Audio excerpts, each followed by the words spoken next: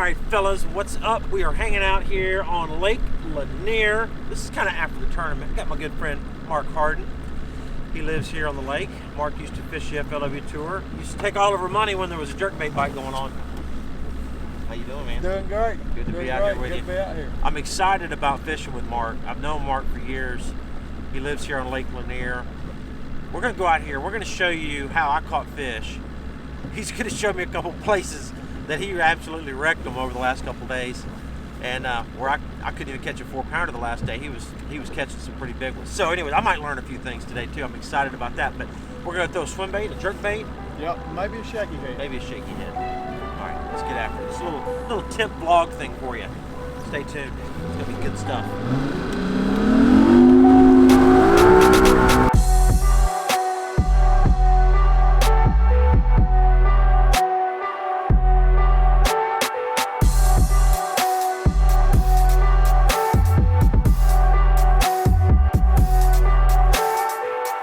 All right, Mark, you said there's some pole timber or something over here. Mm-hmm. And I bet I can find it real quick with the Panoptics. There's no doubt. So Mark wanted to know about the Panoptics today. And it's a real simple graph to understand. So it's 2D. Now, I've got the sensitivity turned up pretty high. That's interference right there, just a little bit. Not much, but just a little bit. But all you're going to do is you're going to set your distance, which is your range at 80. I got it set at 86 feet. So that's 80, so I could have it at 90, whatever. We'll go to 100 foot. It'll show that pole timber good, even at 100 foot. Now I got my gain. That's the only other thing you're gonna adjust. Now watch when I get it up. Gets a little hot right in there, 79%. A little too much going on here. I can't see the bottom good when you get it cranked up too high because it gets too much of this. So I keep it at about, just a couple percent below that highest. So that's good right there. It's at 71. Oh, I hit the brush. There he is. Oh, hello, darling. We're here. There he is. Oh, how'd I miss him? If you notice my reel, guys, I'm reeling it really slow, right? Think about a swim bait. You know, every lure's got its own little retrieve. There's one, yeah. Every lure's got its own retrieve. And a swim bait, you would think a swim bait, you'd reel it fast, you'd twitch it, you'd do all kind of things, but you don't. You just a steady, slow retrieve most of the time on any swim bait I ever fish, except like a big easy down in Okeechobee, then you reel it fast. But this slow retrieve, I don't know what it is, but if you burn it through there, you know, very seldom when you get a bite. They just want that steady retrieve. And when they bite it, even though I set the hook on that last one, a lot of times I let them load up and then I just sweep the rod. Before this, you would have to save a waypoint right on it. Yep.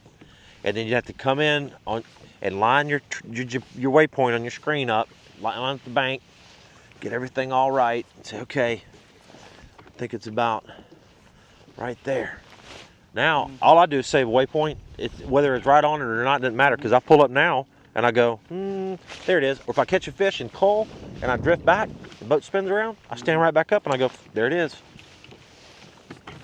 See, there's some fish right there. Those are fish suspended right there. Look at him right there. Oh, he's coming from up. Oh, there. I said he's coming for it. Did you hear me? Yeah. There we go, guys. Lake Lanier, spotted bass with my buddy Mark. That's right. That's a nice one. Not a giant one, but there is just a bajillion fish this size. And what we're doing is we're just fishing brush piles. We're counting our swim bait down. We're fishing the right way. I'll explain my whole setup here in a second. But when you get lined up and you bring that bait right through the strike zone, you're gonna get bit. He got bit, I missed one, and then we caught one.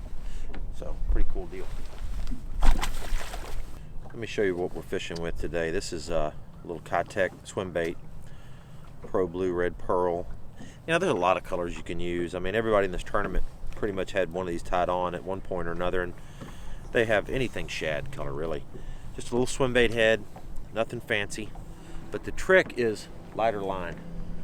This is actually 12-pound P-Line Tactical. And why I like 12-pound P-Line Tactical is this 12-pound P-Line Tactical is a little thinner diameter than your standard run-of-the-mill 12-pound fluorocarbon. So it fishes like 10, but it has strength of 12.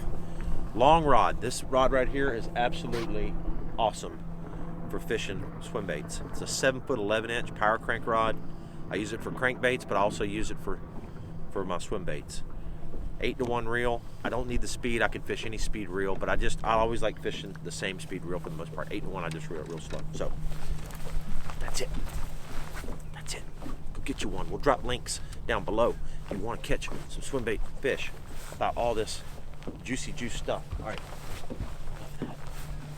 You know, I guess those fish are up there chasing some of those herring up on top of those bars too, right? Yes, definitely. I mean, when the sun's not out, these fish tend to not suspend as much when it's cloudy like this. And when the sun's out, they really like to sit up on the top side, you know, on the tops of those brush piles, and they're sitting there waiting on a school of herring to come by. And then when it's cloudy like this, you know, they'll move off of them and they'll move up shallower on these bars. They go to hunt. Yeah. That's exactly what they're doing. They're hunting right now, and we're hunting them. There's a fish right there coming towards us. He's not on any of our baits. Our baits are too far out. That's the pile.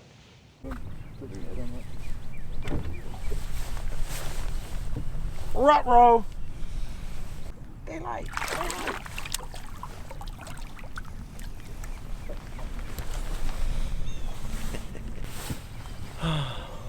Not a big one, but our goal today is to catch a 4-pounder. Oh, that's a good, maybe a better fish, yeah. Uh-oh. He's not that big.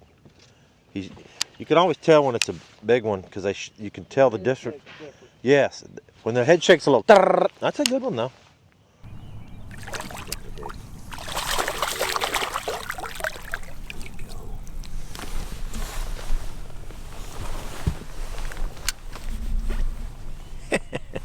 Saw that brush pile literally 35 feet away. Threw over there. Boom. Never been here before in my life. And I just looked on the graph, well, he knew it was there, but he didn't tell me. I looked over there, brush pile, swim bait, fish. It's crazy, isn't it? It's something else. It's new technology is unbelievable.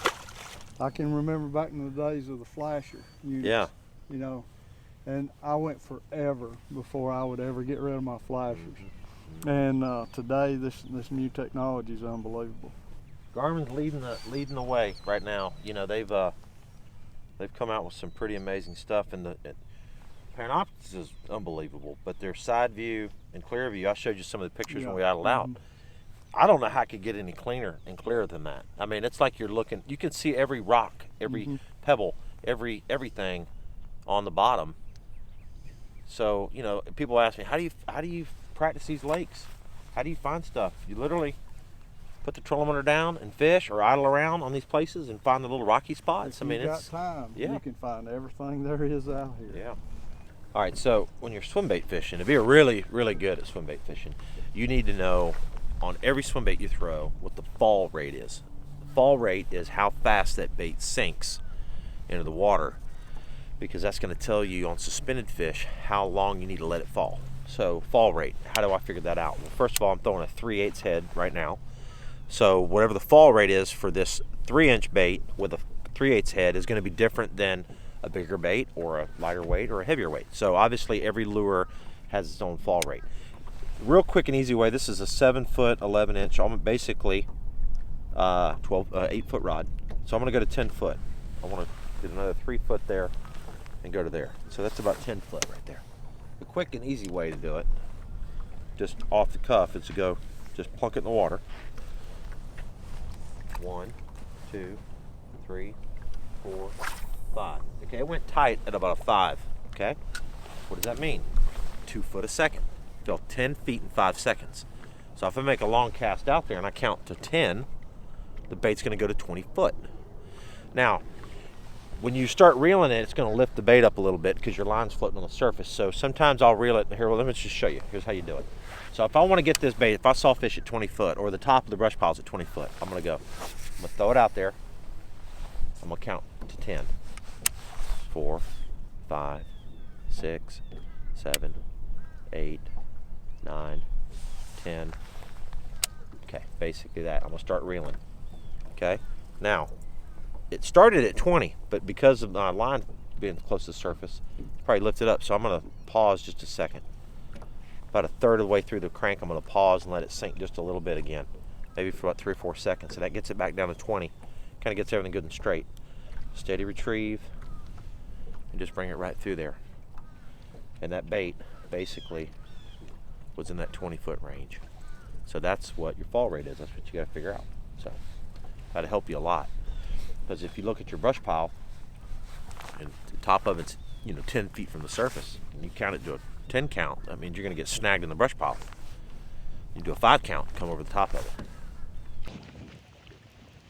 Uh-oh. Uh-oh. Biggin? Pretty good. Oh, yeah. Oh, yeah. Fatty.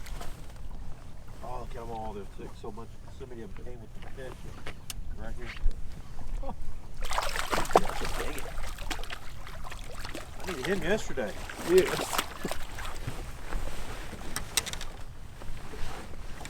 Man, look at that. Hooked him right where he's supposed to. Very good.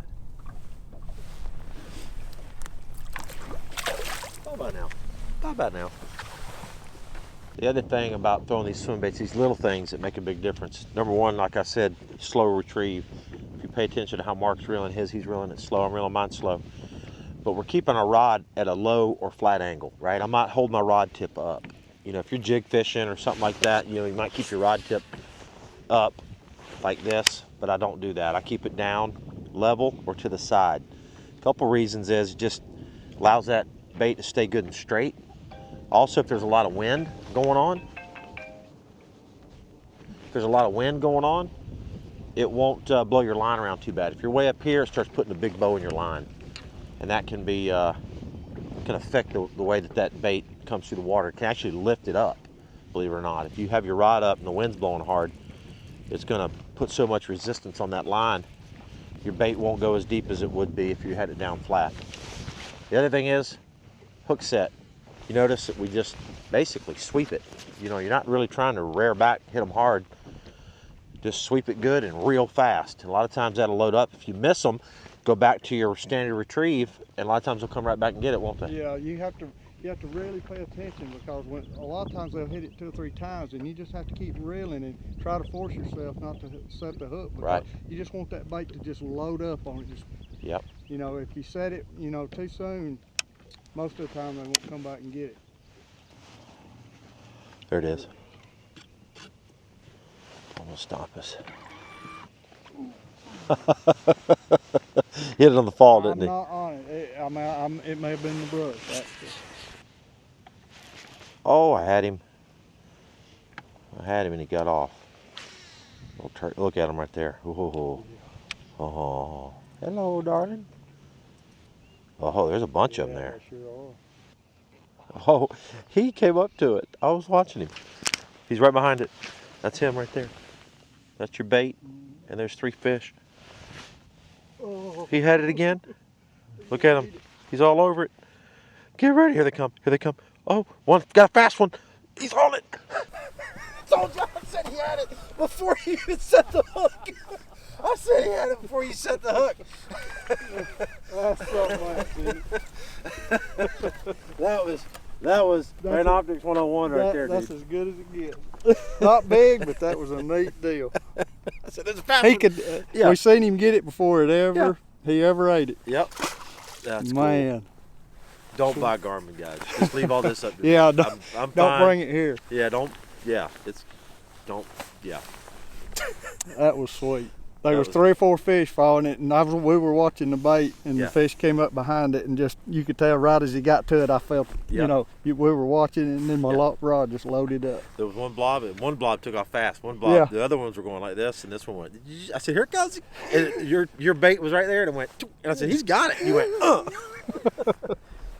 Mark, that was awesome, dude. Great. Enjoyed it very man. much, Scott. Thank you for having me today. This lake is unbelievable. So hopefully you learned a few things. We didn't show you all the tricks, but we did show you a few. So try those next time you're out swimbait fishing. Mark, here's what you got to go close out the video. You got to go. We'll see you later. Thanks for watching. We got to go. Punch See you later. the screen.